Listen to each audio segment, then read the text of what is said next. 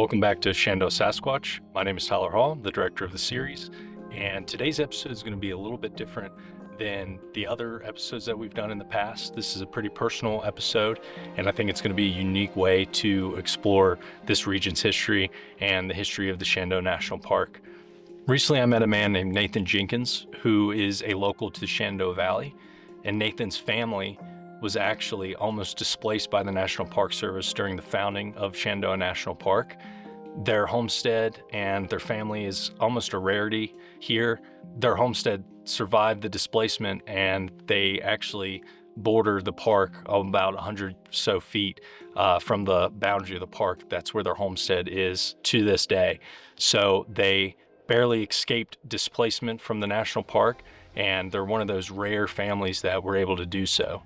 So the displacement of mountain people from this area of the Shenandoah Valley, now being the Shenandoah National Park, is something that I really wanted to cover in the series, but I didn't know how to do it, and I didn't know how to connect it to Bigfoot in any kind of meaningful way until I met Nathan. That's when as soon as I met him and started hearing his stories, I realized that I was able to cover this in a meaningful way.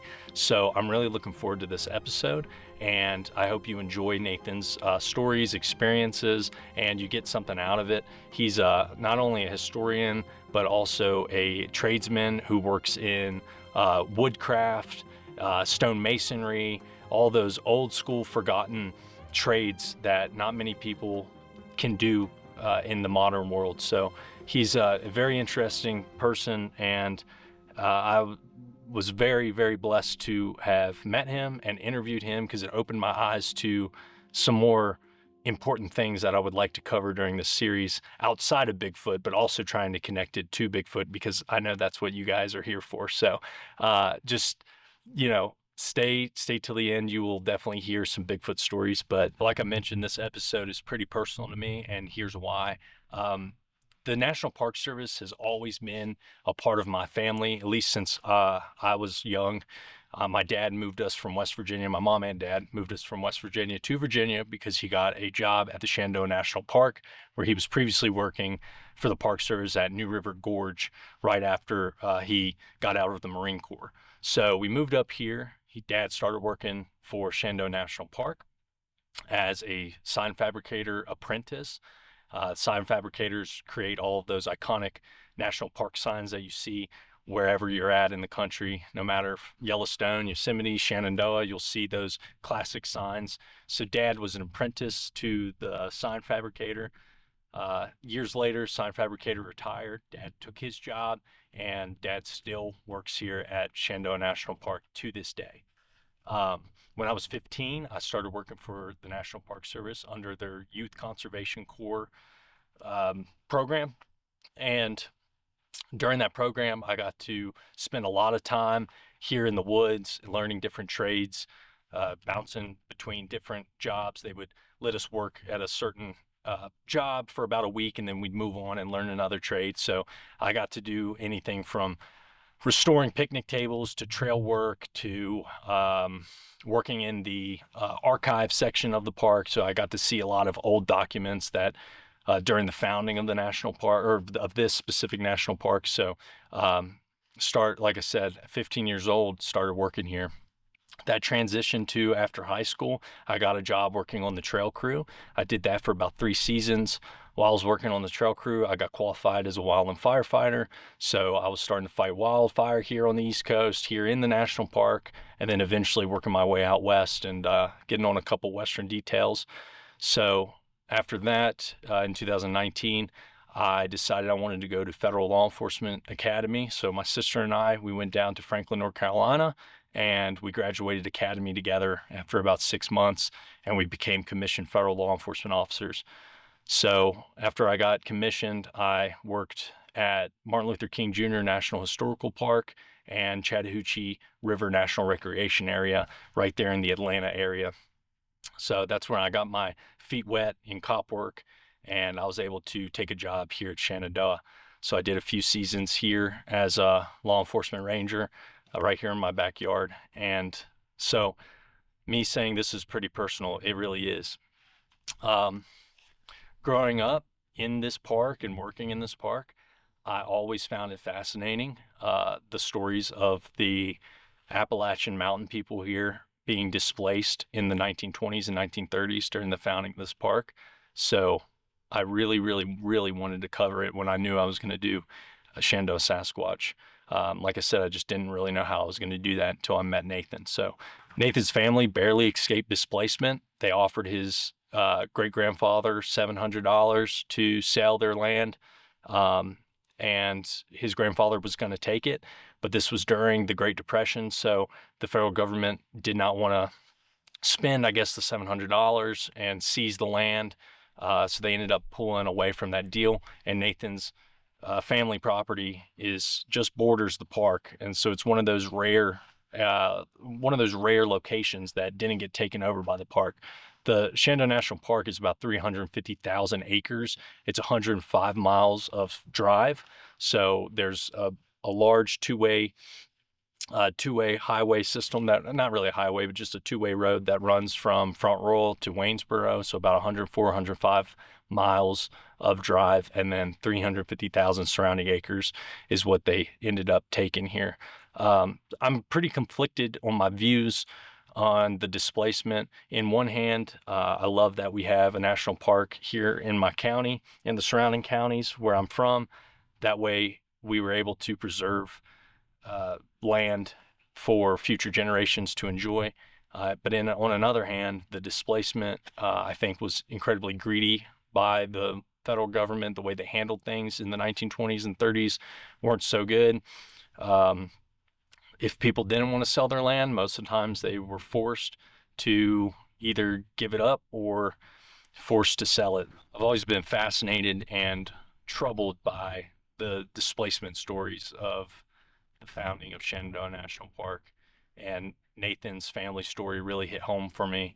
It's a story of resilience, loss, and greed by the federal government. So in this episode, we're going to explore those stories through Nathan's eyes and his experiences. And we're going to see how that is connected to Bigfoot and to cryptid creatures that have been told throughout history, through a long period of time here in Shenandoah National Park, not only from the Appalachian people, but also Native Americans. Shenandoah means daughter of the stars in Native American tongue. So there's a lot of folklore here that's not been told, and I think this is the episode to tell it. So I hope you enjoy the episode and learn a little bit something about this place. I believe these sightings can serve as a compelling link to the mysterious history of the Shenandoah Valley and the Shenandoah National Park, and also the folklore and legends of cryptids here. So I think it's just an interesting parallel, and I'm really excited for this episode. All right, my name is Nathan Jenkins, and I'm a bodger. I'm a green woodworker. I work with wedge, I work with tools that I've made, I work with hand tools, and I make various items like this jar scraper I'm working on, spoons, bowls. I turn furniture, I repair furniture, I make baskets. I go into the woods, and nature gives me what I need to make my materials. It gives me the materials to make what I need to sell. And I bring that stuff home, and I make stuff out of it. Is that what you do full time? What I do full time. I'm also a stonemason. I'm a gold prospector. I'm a whole bunch of little things all wrapped up into one great big hairy package. Oh. Let me ask you this. It sounds like this is something that you've done for a long time. Tell me how that started from childhood up until now. Oh, well, I actually grew up in it. My dad learned from his dad, who learned from his dad, who learned from his dad, who learned from his dad, who came over with George Washington's family. We're seventh generation here, and we've always been self-sufficient. We've always been mountain people. We settled down in the Page County area not long after the French and Indian War. In fact, during the French and Indian War, some of the family divided and went up into Culpeper. So there's a clan of Jenkinses in Culpeper. And the old way of life has been passed down from father to son with the trades that have kept the family not necessarily prosperous. There's been some wealthy members, but keeping them well enough to be fed, to be healthy, to take care of their families with. It's not necessarily generational wealth in our family is knowledge. and skill sets that are passed down. So my dad, he had learned how to make furniture, how to build furniture and do chair bottoms and stuff from his dad. And he wanted to learn to make baskets. And well, he taught himself a little bit about basket making, and he got in with the Colonial Williamsburg Foundation. And it wasn't much long after that that yours truly was born. And well, he handed me a knife when I was 2 years old because I was always in the shop trying to make baskets with him. And he said, "Son, you need to learn how to use this blade. So here you go. It's a tool. It's not a weapon. We use it in our life every day, whether you're cutting hay for the animals, whether we're fishing, hunting, butchering, or in the shop working. So this is your knife, and when I'm up here, you can use it." My mom was irate. My mom's from the south side of Richmond. She's from near Chesterfield, Richmond. And knives out that way are a whole nother ballgame, you know? People view stuff differently. But this knife here, any knife, anything I'm surrounded by isn't a weapon, it's a tool. So I started when I was 2 years old, making shavings, learning how to carve stuff. By the time that I was 6, I was making baskets. I was in a forge. My granddad was also a blacksmith as well as a stonemason. And I started forging things out. I started learning how to make knives, how to make tools, how to make whatever I needed. And it just kept growing. I kept challenging myself in various trades. And well, here we are now. I've got a small, very small business, but it's turned into a mom and pop business since COVID, where my wife has now come full time with me. And this is what we do full time together. I make the materials for the baskets, that she'll weave the baskets, and then we'll work on finishing them off. Or she'll help me carve whatever I need to get carved out. Would you say you're passionate about keeping these trades alive? Oh, I'm very passionate because it's a part of our culture. And if we forget or lose a part of that culture, we've lost it forever. It only takes a couple of generations or even one solid generation to really forget. And it's like these baskets. There's not very many people left in the area anymore who can go out and find the timber to make a white oak basket. And one of the things that keeps me going in this isn't how well we're doing financially at it. There's a lot of moments where it's like, oh God, help. Yeah. But when you go to an event or when you're going to some places and you're hearing other people from different families that you knew were prolific basket makers, that their dad did it, their mom did it, or their granddad or grandmom did it, their uncle did it, and they just say, I wish, I wish, I wish I had learned. And I hear it over and over and over and over again. And it gives a person a drive and a realization that that's something that should not be lost, because basket making is an essential part, not of only of our culture, but of our way of life, though we don't recognize it. We go to a store, we get a plastic bag. We might go get a gallon of milk, or we might get something with sharp corners. We tell them to double, triple, quadruple bag it till we feel safe. But those plastic bags are nothing more than the modern day basket. And, it's a craft that shouldn't be forgotten because it yields an item that is of much higher quality than a plastic bag. You get one basket, you've got for life. It can be mended, it can be repaired, it can be fixed.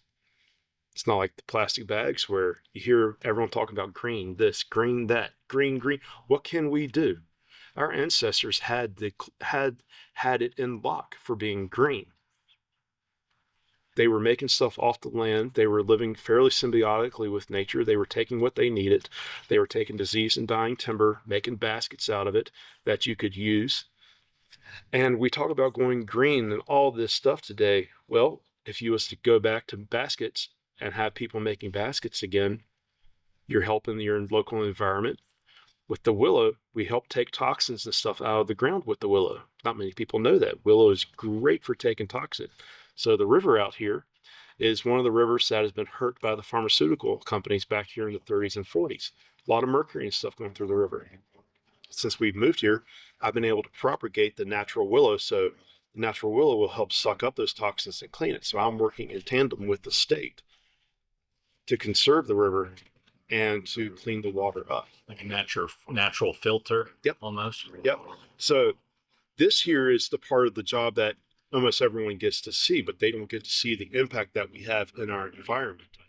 And, to be doing this full time, you have to be extremely conscious about your environment and the impact you're having in it, because you're spending a lot of time in it and you're relying on your local environment to bring what you need. Talk to me about your childhood growing up on the homestead and your first experiences with learning about monsters or creatures or any of that. Oh, well, you're asking for one there. Uh, I grew up learning. My dad wanted to live off the land, so we grew up fishing, we grew up hunting, we grew up putting food to our mouths off of just what we did. He had gotten the job with the Colonial Williamsburg Foundation to be a basket maker, to supply them with baskets. So we became a family of artists making baskets to take down and sell. And we would wholesale them to the foundation. And so they would give us a list, much like the stores would. They gave us a list of inventory that they needed, and we would set up there. I would go to school. I was going to a public school. So I would go to public school, come home, and feed the animals, take care of the chores, and we'd be up till midnight or so most nights working on knocking baskets out for the foundation, as well as for baskets for custom orders and to get to various events on. So always very, very busy. There's always gardens to be tended. Mushroom season come around, you was always in the woods hunting for mushrooms. And monsters were never really all that big of a thing. We got told the typical stuff just to scare you, make you not go deep into the woods, The experiences I've had has just been from being out in the woods so much. It wasn't one of those things that it was always lurking in the background at the homestead. Mm-hmm. Had you have heard of Bigfoot as a kid? Oh yeah, and we always were out trying to find Bigfoot. Like we'd go out in the woods at night and we'd take sticks and knock in there and hoping to hear a call or something back. Where did that come from, though? Was it like a verbal, or was it from TV, or? It was actually my cousin. My cousin Michael is really the crazy one with a lot of crazy ideas. Oh yeah, my cousin Michael. On mushroom season, he always had. Growing up, we didn't have a lot of TV. Being an artist, being in an artist family, there wasn't always a lot of money. And money went to pay bills, it went to pay the property taxes and all this stuff. And we were living fairly good, taking care of ourselves, growing stuff out of the garden. So it's like, don't need a lot of money to live. We're not trying to be super wealthy or super whatever. We're just trying to live our life and take care of ourselves and be free. It's an exercise of freedom. We take on that responsibility for ourselves. Well, my cousin would always have these crazy ideas of, make money fast, or, we'd be out in the woods looking for a rock with gold or something in them, or looking for rocks with iron in them so we could take out to a furnace and sell and have a little bit of income, all that crazy type of stuff. And every now and then, especially with the church groups that I grew up in, there's always talks of Bigfoot and how close we were to the park because there's no one above us. We were the last house. Our family has the last bit of property that you have before you hit the national park. So where we're at, there's no one else above. It's just straight up forest. Mm-hmm. And we had thousands and thousands of acres. So the state would be like, you have only only X amount of acres because of the culture and the families around us that knew us. We had thousands and thousands of acres open to go play in, walk in. Lord, we could walk. Many times we walked up to big meadows. Just from the bottom of the mountain, we would walk straight up to the park and be able to go wherever we wanted to on the park. So we grew up living a very simple life like that, where TV wasn't a very big part. We went out, we saw movies from time to time. We did a lot of reading books, very active imagination growing up. And some of those books had Bigfoot in them. My cousin would watch some shows from time to time. And, it was always one of those fascinating things that no one really understood. And it was one of those crazy things of what if and could we find it? So I started living, our family's homestead was always in the woods. No one's around us. But back in 2008, we had the economy started to collapse.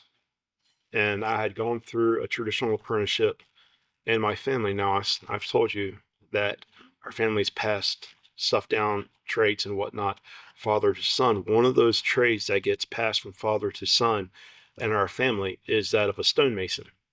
So I'm sitting here, a qualified master stonemason, capable of working uh, on any project, any masonry project I find myself at, whether it's brick, block, or stone.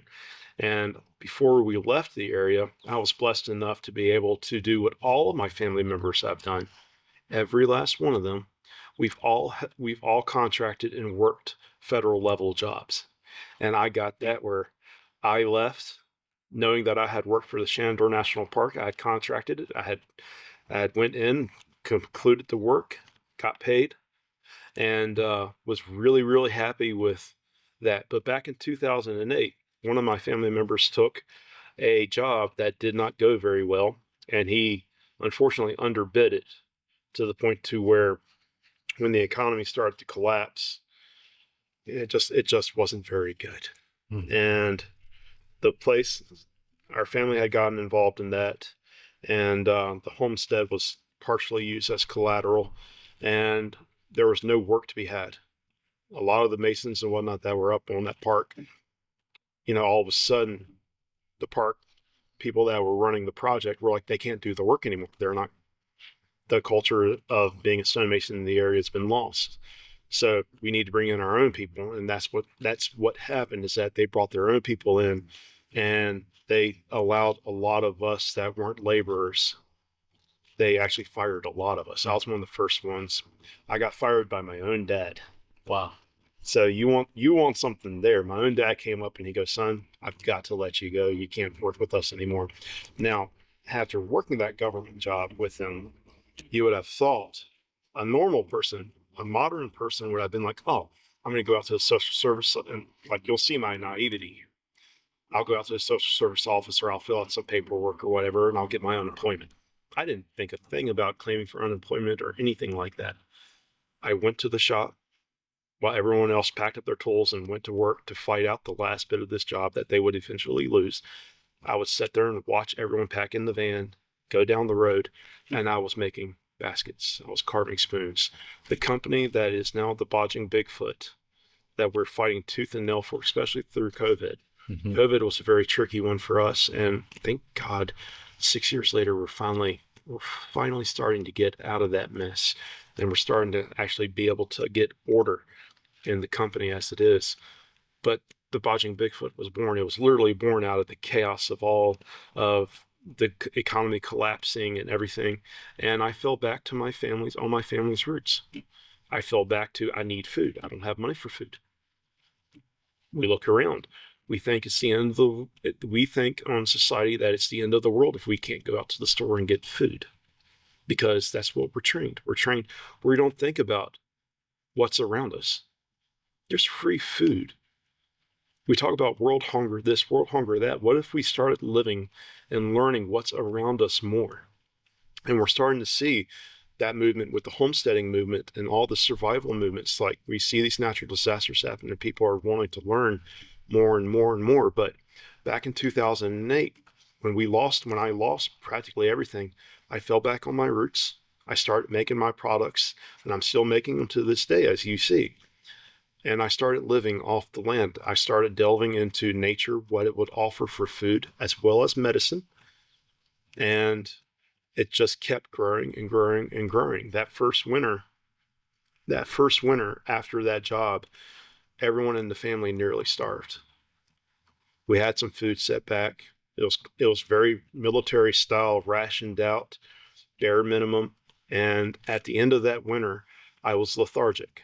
I got to the point where I didn't have no energy but to get out of bed, maybe go take a shower, go do something, but no work was being done, nothing like that. And I came out, springtime rolled around, I could start to see my ribs. I'm not worrying about weight anymore now. Like, I don't want to be unhealthy. I want to be healthy.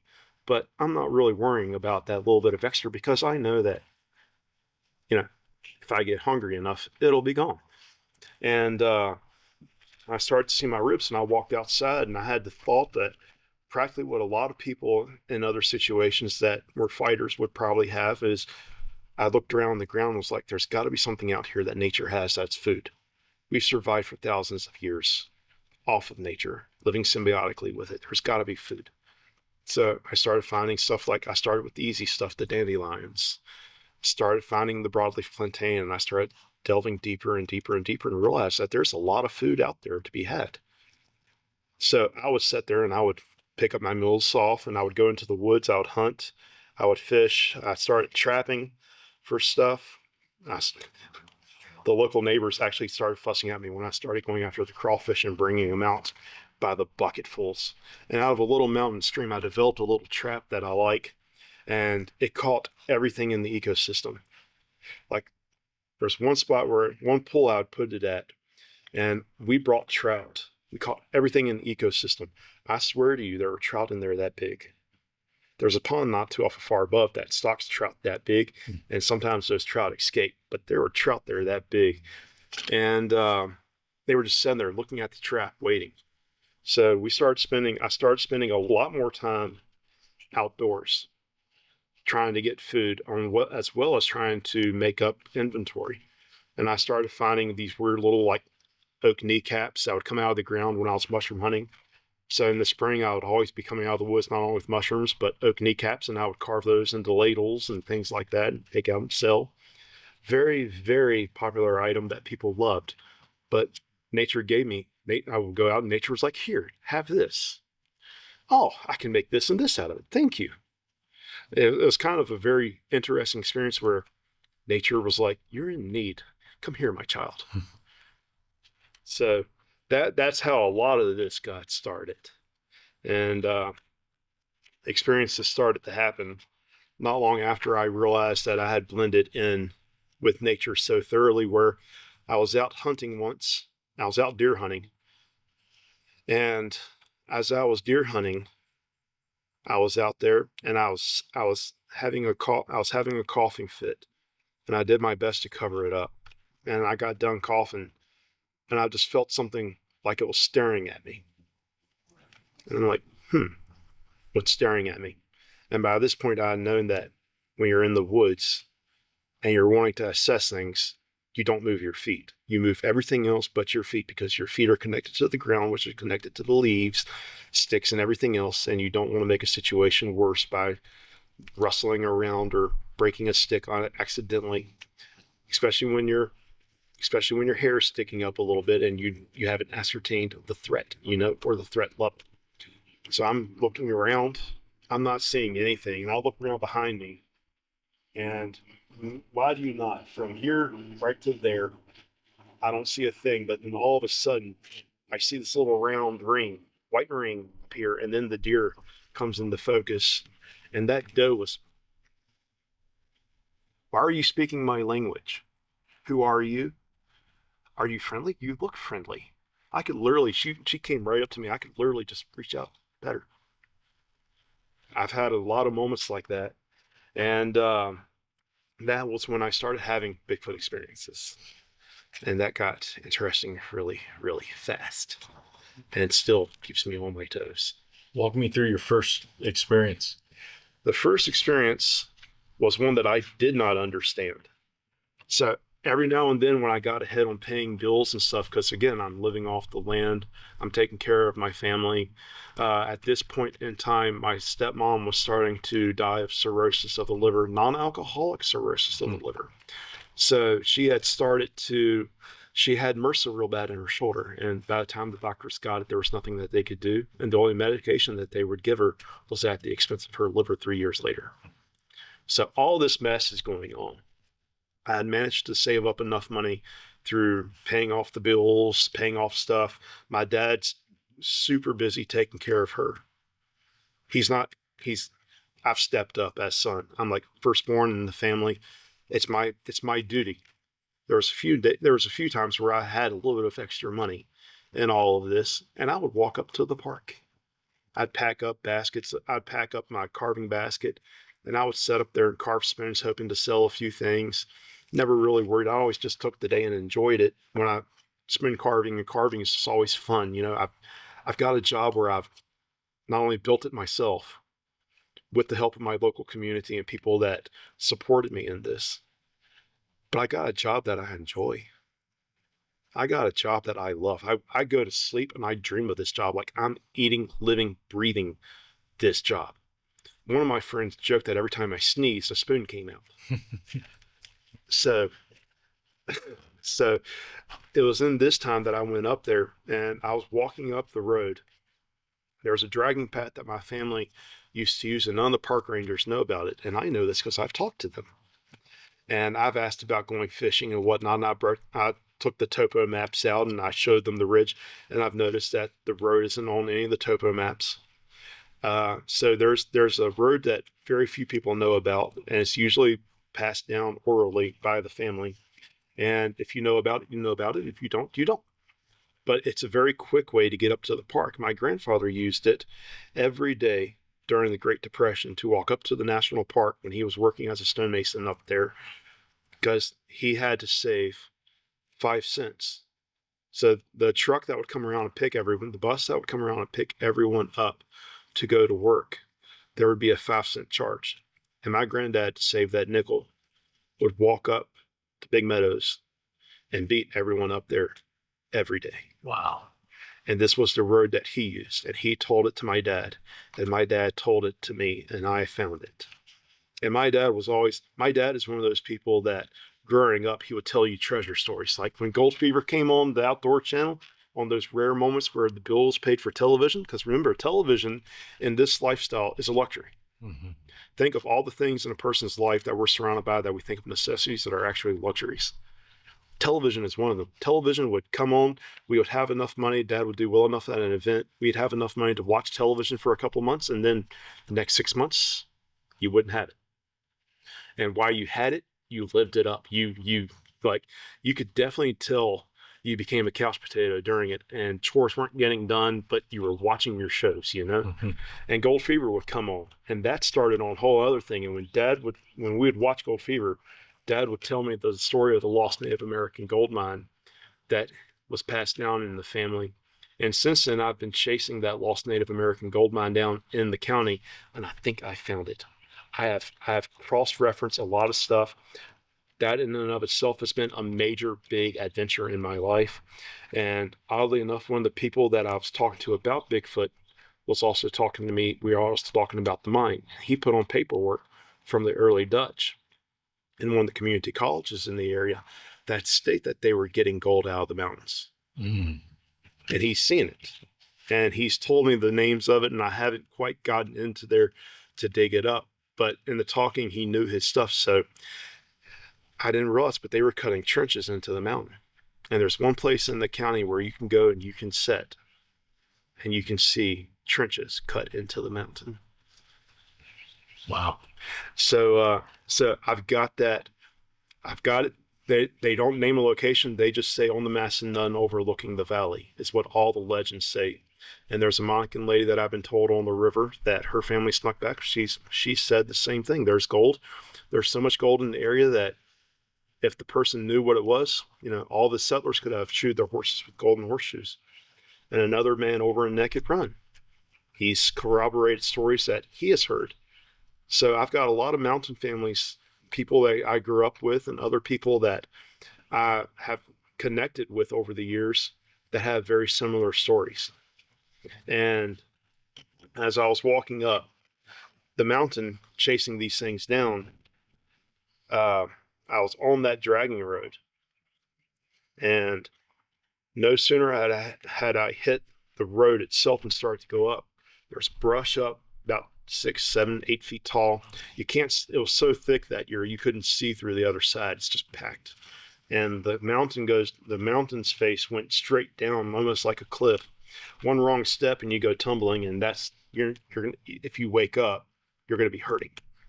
And I remember no sooner had I hit that line of brush, I heard some really fast running. And then whatever was running got to the other side of that brush. I could literally reach through the brush and touch it if I was so inclined. You could see the shadow of whatever it was going through the brush. You couldn't get a good glimpse of it, but you could definitely see it moving with you.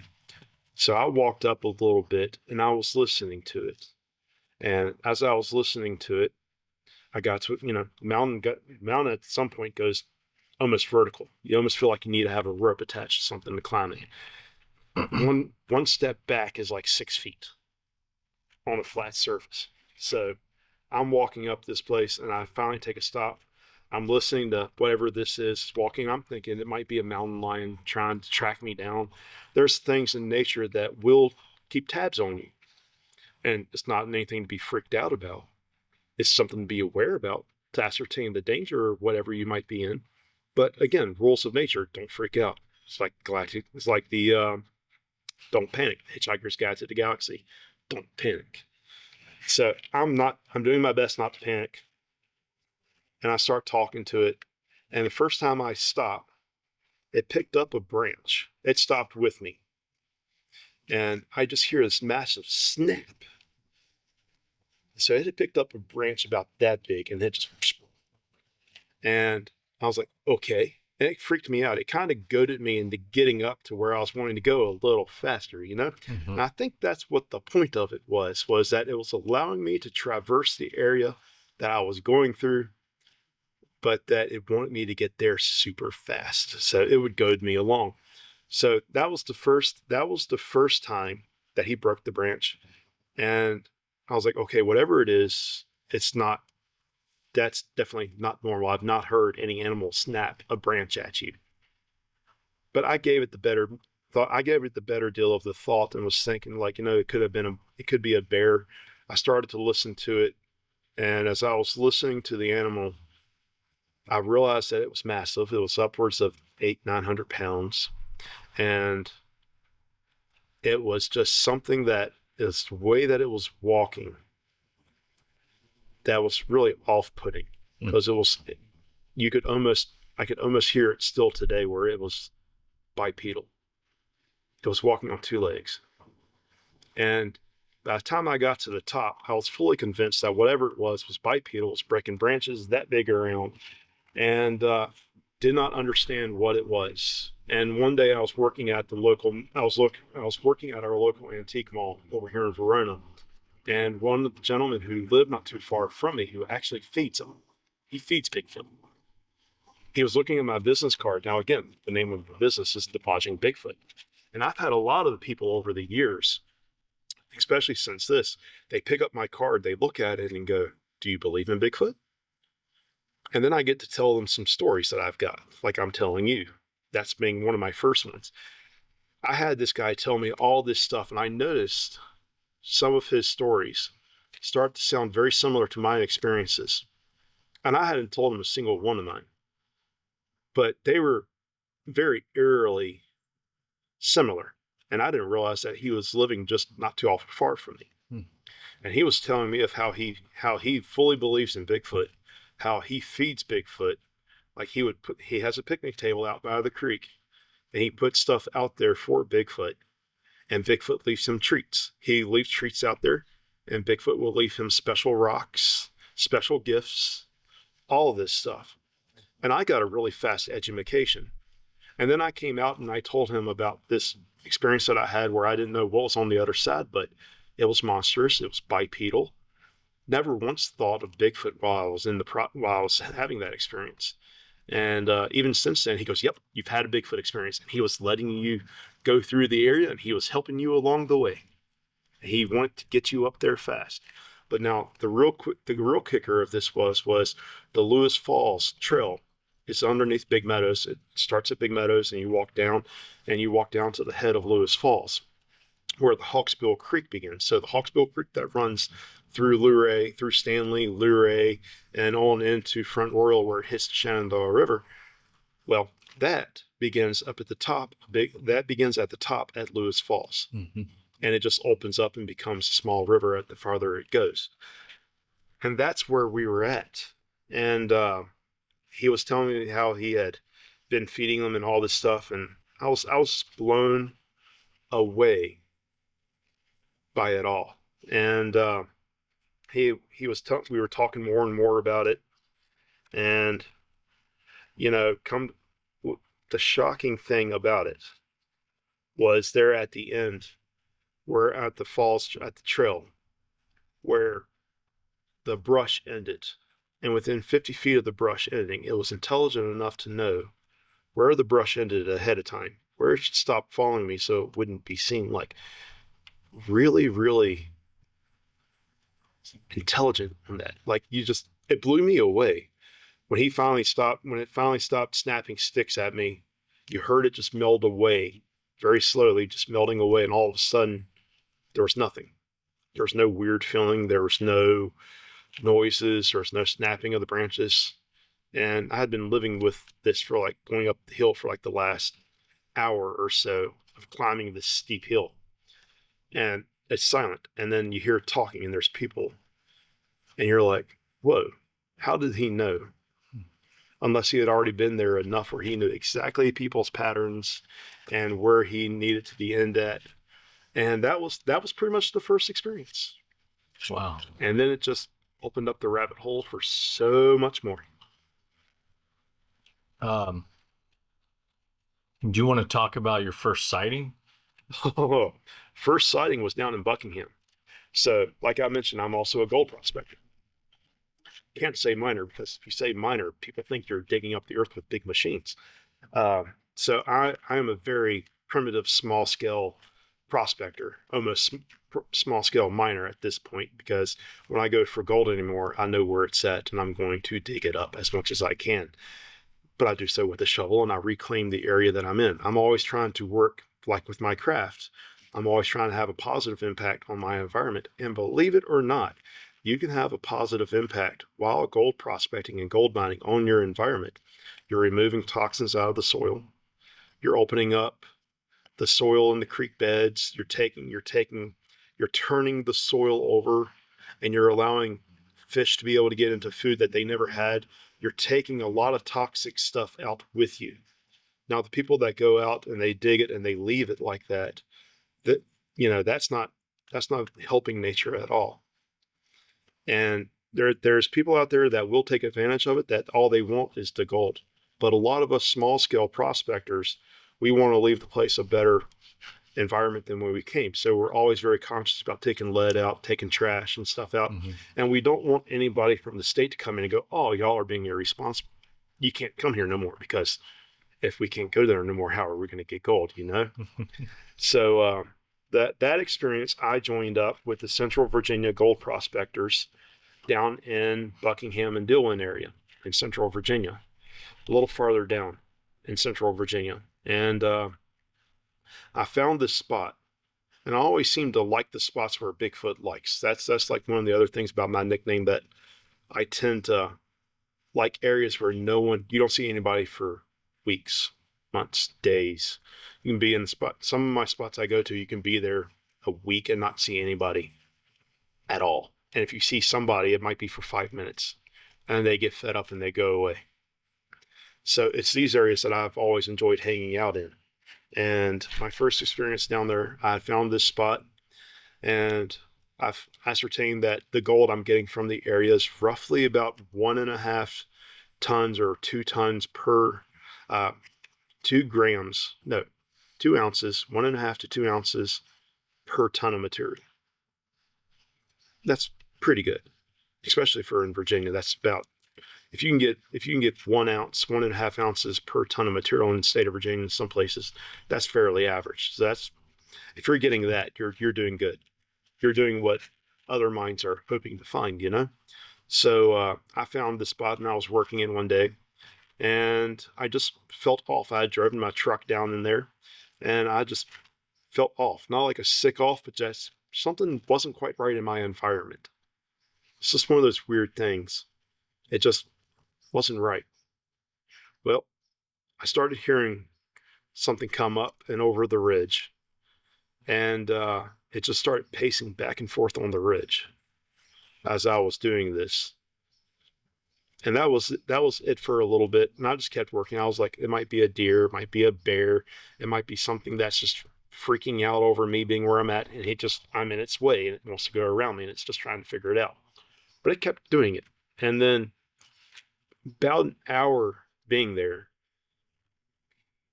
it finally came down to it started getting closer, I noticed. And all of a sudden, I hear this really fast running through the woods again. And I'm like, I look over and I see this tree just shake, the top of the tree just shake violently, almost like you had strapped on one of those machines that vibrates the nuts off of a nut tree. It was shaking like that, swaying back and forth. And I look up at the top and I follow it down to its source. And I see this great big black figure, conical head, grabbing this tree with one arm like this, shaking it. And I'm like, oh, crap. Now, in the moment, my mind wanted to play tricks. I was thinking my mind was playing tricks on me, and I talked myself into believing that it was a bear. In fact, on my YouTube channel, I take you to this tree in one of those videos where this happened. And I look up in the tree saying it's a bear, but it wasn't a bear. So as I'm going to this tree, I'm looking up at the top of this tree and I'm noticing there's no trees that are as around it where an animal like a bear could jump off. So I'm sitting there thinking, okay, if there's a bear, he's treed. I'm going to go over here and I'm going to see it. I'm kind of stupid that way sometimes. So I go on over there and I'm looking up and there's no bear in the tree. And I'm like, that's weird. I'm like, did he jump? And I'm looking around. There's no places that would support a bear jumping from a tree to tree. So I'm looking at it. I'm like, okay, where's the claw marks? Because if a bear went tree, there'd be claw marks. No claw marks in there. And I remember seeing, as I was sitting there, you could hear it pacing back up in the woods again. I'm like, oh, something. Okay. So just seeing that big figure reaching out like that, grabbing that tree and shaking it so violently. And then once when I saw it and tried to lock eyes with it, it disappeared back into the woods. And those buggers move fast. Let me tell you, unearthly fast. Mm. And that was my first sighting of one. And it wasn't long after that I found where he was actually staying at. And where he stays at, he was actually probably wanting to go to his home where he had been staying and watching over the area because his nest, his den, wasn't too far away from where I'm prospecting. In fact, you can sit in the creek and be working and be looking up and looking right into where it's at. Can you describe what the den looks like? Oh, it looks like a bunch of trees had just been pushed over. Like pine trees. It's mostly pine trees in that area with some oaks, but it's all pine trees, about that big, around 6 to 8 inches, all pushed over. And at the top of it, when you're looking at it, it just looks like trees just crossing over at each other, but very artistically done, I might add. And as you go up to it, you'll notice that underneath that, it's got a bit of a weave.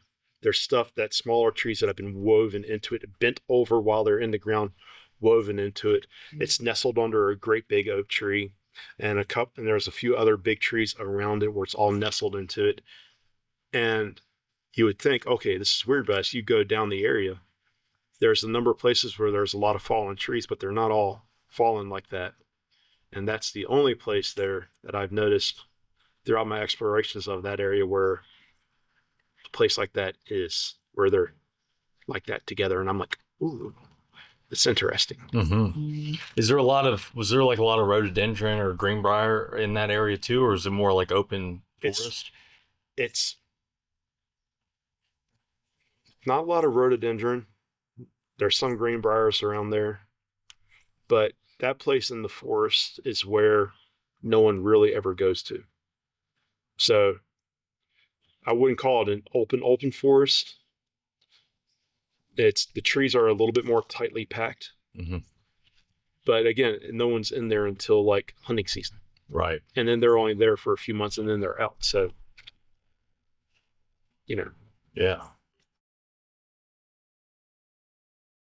1927, early 1928, late 27, early 28, Roosevelt decides that he wants to build a national park, and that national park is going to be the Shenandoah National Park. It's going to be this great big preserve.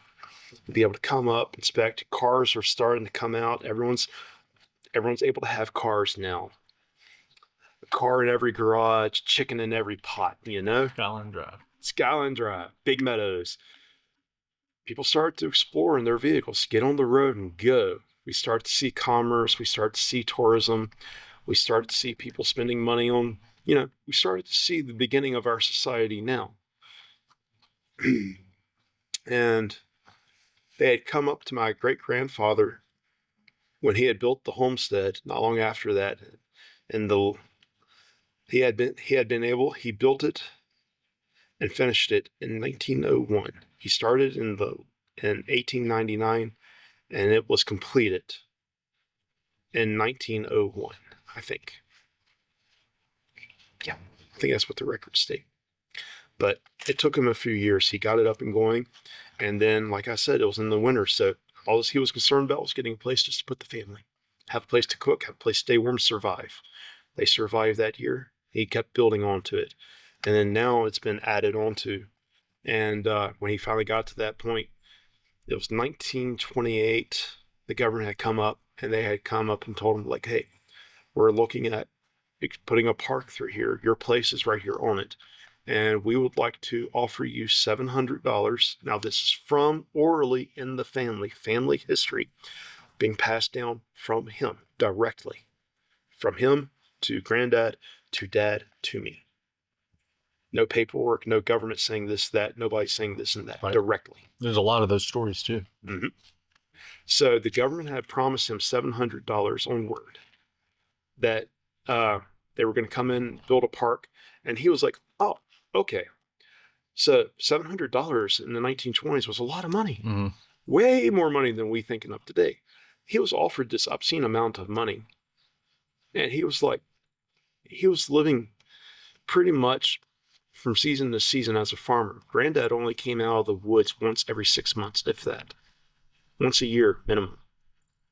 And there was times I'm pretty sure they never came out at all, but they only came out of the woods, out of the area there just to get stuff from the store. And they were only ever seen once or twice a year. And or when they needed to work and they needed to make money. So great-granddad was like, okay, $700, I can buy a new farm, I can buy all this stuff probably. And he's probably already seeing that if the park's going to do this, there's a lot of mountain culture that's not going to want to go. And he's probably already surmised that it might be a whole ghastly ordeal. And he probably didn't want to, his pride probably didn't want him to be kicked off or pushed off. So he took him on the word and he went to the bank. And the bank is another one in the family. The bank is another thing in the family where you just do what you got to do, but you don't trust it, Mm-hmm. And this is the reason why. So he went to the bank and he told the bank that he was going to get $700 from the government for selling the place, and he needed a loan for X amount of money to be able to go and buy another place so that he can start building another cabin and have another family homestead. Well, that happened. They approved. And then not long after that, they started to see the economy collapse. The stock market was collapsing. This was closer to the end of 1928. 1929 rolls around, and we're now beginning the Great Depression. Granddad is still a teenager, very young man, and he's seeing all this playing out. Well,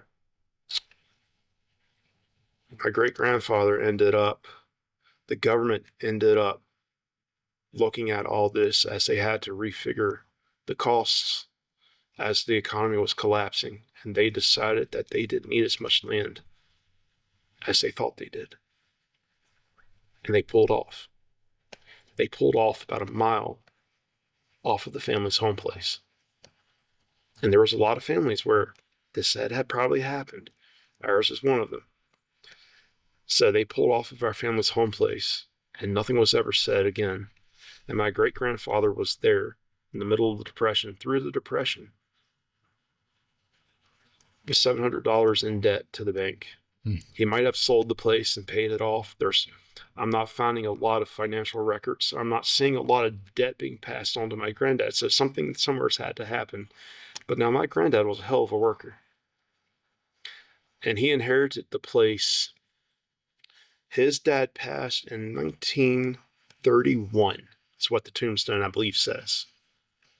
So 3 years or so into the Depression, his dad passes. And my great-grandfather died up on top of the mountain, not far from the beginning of the trail, where he was threshing wheat. So he had worked himself pretty much to death to pay off the bill, to pay off the debt that granddad wouldn't have to. But at the age of 24 or 23, somewhere around there in his young 20s, my granddad inherited the family's home place. And then he finished off the years of the Great Depression, working up on the park, applying the trade of a stonemason, and living off the land as much as possible. Gardening, fishing, hunting. He hunted all over the state of Virginia, and hunting was his big thing. That's what he enjoyed doing. But they kept to the old mountain culture, and my dad was enabled to inherit the place after him. And the place has been kept in the family for the last 3 or 4 generations. So I'd imagine there's some entities there that, again, we don't know what happens after we pass. Mm-hmm. And even Jesus, and I'll even point to the book for people who don't want to believe in ghosts. When Jesus is on the water in the storm and he's walking to the disciples through the storm on the lake, the disciples freak out. They go, a ghost. They go, a spirit, a spirit, a spirit. Jesus in Scripture is very quick to tell the disciples what's real and what's not, and we see that. He's very quick to correct them. And he told them there was no such thing. What if at the end of this life, we're given a choice? Or maybe we have such an attachment to something that we fought so hard for, that we've worked so hard for it, and maybe didn't get to enjoy it to the fullest, and we've struggled. But we want to see our family succeed. We want to see our family grow. We want to see it prosper. What if we want it so bad that when that time comes, that we're a part of us, or maybe all of us, soul and spirit, because we are taught that we have a soul as well as a spirit. So what if it's that the soul goes up to eternity and enjoys eternity, while the spirit might be allowed to stay here, or do we stay together? Like, Jesus didn't tell them there's no such thing as spirits. He taught them that there was. He didn't chide them or say you're wrong. It's not a spirit. He just said it's me. So it's a lot out there that we don't know. And every time I like to feel like I've gotten to know something, thoroughly know it, something happens where it's like, oh, wait a minute. Did I really know it? And this is one of those instances. So, with the family that for the last 3 or 4 generations, at least 3 generations, has struggled to have a place and keep a place within it, living off the land and being farmers and craftspeople and everything. Maybe they wanted it so bad that some part of them or piece of them stayed behind. Well, I'll put this to you, and this is from my perspective over years and years and years. What if the government at some point when they were starting this was realizing that in our boom early on, chicken in every pot, car in every garage, the American dream, the white picket fences, we started to see when they did that, what if they had kind of like, what if we need to give these creatures a space to be free? Mm. The parks. Now, for thousands and thousands and thousands of years, nature has always been dependent upon us. This goes back to having authority over nature. Nature needs us as much as we need nature. We need the trees to produce oxygen. We need the animals to be doing what they're doing, but we need to be working on keeping that in check. There's a responsibility on our part to keep nature healthy. Not to turn it into what we want it to be, but to keep it healthy, to keep it functioning, to keep it thriving. And what if the government was seeing that there was a massive boom and it had known about these creatures?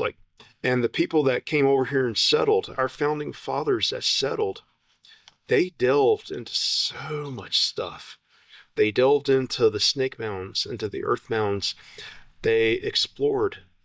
They discovered. And what if the government was like, holy cow, we're going to have a lot of people coming up? What if there's a lot of what ifs? But, what if they had seen that there was going to be a boom and as our society was growing and taking over more and more territories, that these animals, these creatures, these people, whatever they may be, would need a place of their own to be protected in and to feel safe in. Because a lot of the places where I'll have these experiences, they're in no man's land. They're either up on the park someplace where there's not a lot of people. They're in a place where no one really goes much of the year. And they're always on the move. They never seem to stay in one spot for very long. They're always migrating. They're always migrating from one, what I call a no man's land, no man's spots. They're always migrating from one to the other to avoid the ever-growing population. Mm-hmm. So, the park has a very hands-off approach. You can't go there and you don't hunt. You can fish, you can enjoy, you can hike, you can camp, you can do whatever, but you can't stay in the woods and utilize it and work with it the way that we've been doing for centuries. And why is that? The national park,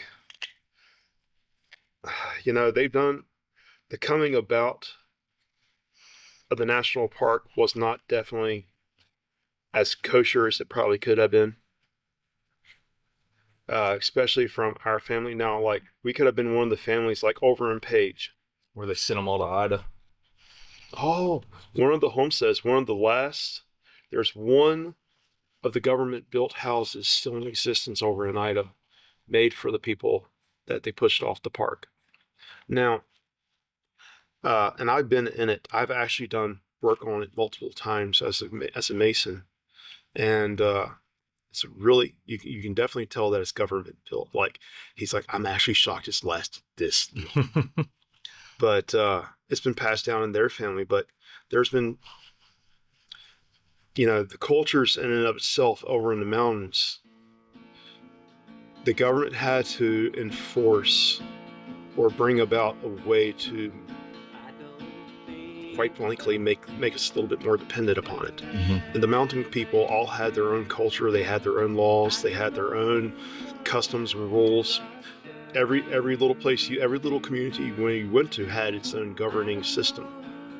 And the government looks around, and whether it was intentional or not, but it's the consequences of the national park that pushed all these cultures off, that put a hurting on these crafts. These crafts that I practice, the tools that I'm using, same tools and technology, same crafts that my ancestors used.